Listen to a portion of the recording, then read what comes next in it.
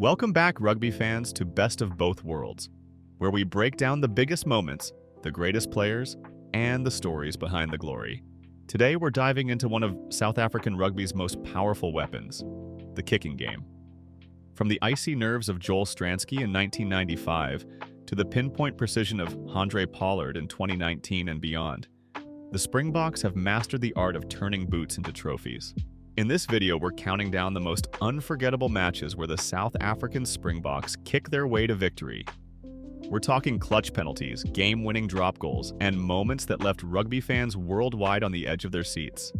So, grab your jersey, hit that like button, and subscribe if you haven't already. Let's relive the magic of South African rugby.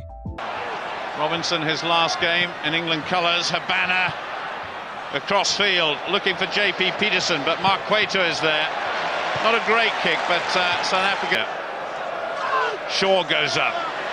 That was better by England after a slow start. Now, this is a favourite ploy of the English. They're going to try and wear down these South African forwards. Good drive by South Africa in defence, though. Yeah, well defended.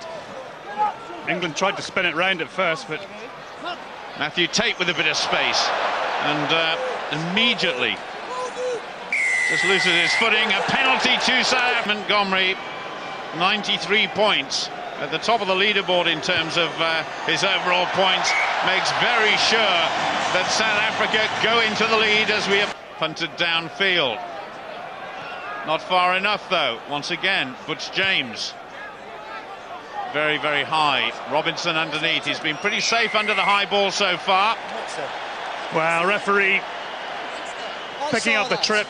Butch James tripped up. There was a trip. There was a trip. Excuse me. There was a trip. I didn't see it. There was a trip. Lewis Moody Gets his second chance of the evening to put the lead to 3 points. There's the culprit as far as England is concerned. Back row forward, Lewis Moody. Montgomery maintains his 100% record here tonight, though. South Africa 6, England 3. Get his foot to the ball. Great English defence here. South Africa still driving on. A penalty to South Africa. But they should really have had a try out of this passage of play, I think. Montgomery for South Africa makes no mistake.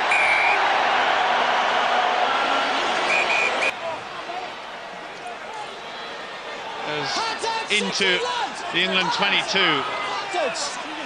For Dupree wants that ball quickly. Already having a word, and South Africa have actually got a penalty.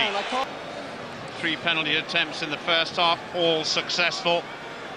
Can he start his second half campaign with equal success? This to put South Africa 6 points ahead.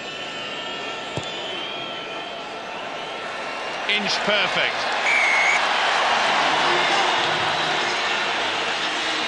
Well, He's such a more confident player now than he has been over the last couple of years. But England will be penalised for crossing, and that is a harsh decision in view of what Brian Habana did against England here a few weeks ago in the pool game. And this one, again, has tremendous length. But the question has to be asked, has young Steyn got the accuracy for the 3 points that South Africa want? It's high, and it's long, and it's straight. That is by 15 points to 6. Good disruption there by the English forwards. Delali are getting involved immediately. Goes back to Butch James. That's a big kick downfield, my goodness. Mark Cueto couldn't quite get hold of it. well, interesting contrast in the coaches.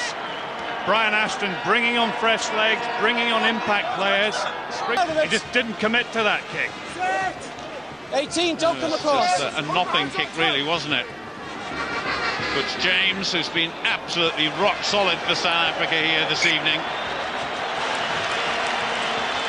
70 minutes gone, and they're about to become world champions. And just as England did 4 years ago, right on the stroke of full time, they kick it into touch.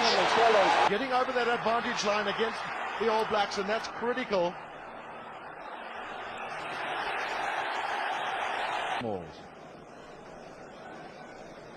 46 points from 4 matches in Rugby World Cup 95. Finally established himself as South Africa's premier goal kicker.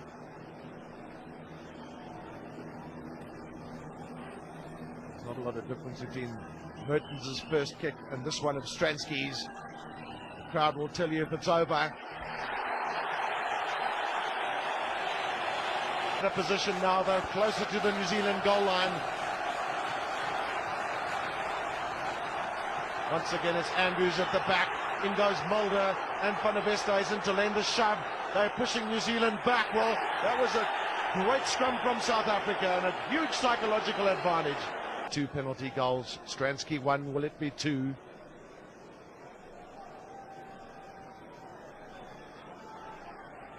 Dead quiet in the stadium. Stransky again.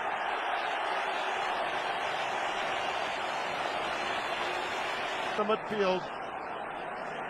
Stransky's got lots of time. Can he get it straight? Yes, he's got it. Fielder onside. That's the tap down. Pagel picks up. Well, penalty's gone South Africa's way because New Zealand... He judged that some of the All Blacks were not. This is his kick of great importance from Stransky. Yes, he's got it.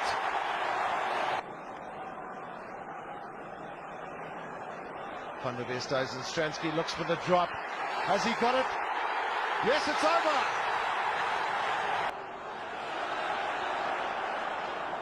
That is it. The final whistle then. South Africa win this Rugby World Cup final. Nar is there now. Oh, Etchebet is driven back there. Strong on the gain line there. It's very strong, but they're penalised. And it's another kickable penalty. This at the lineup. He gets across in the face of the opposition, and he's done it already in this match. Helping you set up here, Pat Lambie, who's just a year older, to go for this first 3 points. And that for him was a fairly low trajectory. And with a licence to roam there. Brilliant feet, tack in a formation. Turn on the scrum though. Robshaw's come round and he's just come off too early. As gratuitous and obvious as a couple last week. England criticised not going for goal last week. I think both sides will be going for goal an awful lot today. South Africa criticised themselves for not doing the same up at Murrayfield. It became too tight in the end for their liking. But they did win. They won in Ireland. They're unbeaten on this tour. This their final match and they're level. First England game in this calendar year for Wood. It's advantage. It's a penalty. Space, please. Space, please. Offside. Pressure telling. Tonight, no tries in this one so far. Weather quite dominant this weekend. Low, of course, Bath Players Player in 2012. And a great signing for them. Here's Lambie. And that's the lead for South Africa. Shouldn't be, because of course Flood is... And England have a chance here, and Ashton is going after this, and he needs to put pressure on the fullback Kirshner. He's up very quickly, Ashton. That's a good sprint, but Kirshner thumps that to touch. That's a terrific touch find, and although England have got the ball, but it's loose, and then another ball comes flying back. Oh, that is rotten luck for England if that is a try for Alberts, and I think it might well be. Willem Alberts, who scored here a couple of years. It's Peterson, I think. Wood doesn't control it, and it's a 7-pointer. It is a 7-pointer because that from Pat Lambie is a beautiful conversion, which proves he'd probably have got the penalty as well had they taken it. But the way it's worked out for South Africa... Really hasn't shown much creativity, so Flood must be injured there, but this doesn't help England. Lambie kicks, and there was space there. It's a little bit too close from a South African perspective, not England's, to fullback Alex Good. And that been held back a little bit more than Hugart might have been interested. As it is, it's still not a bad result, and therefore a very useful kick. I think Hugart's just gone across there to say, look, time out. It might have been on, Had a bit more towards me. It wasn't, but England still under.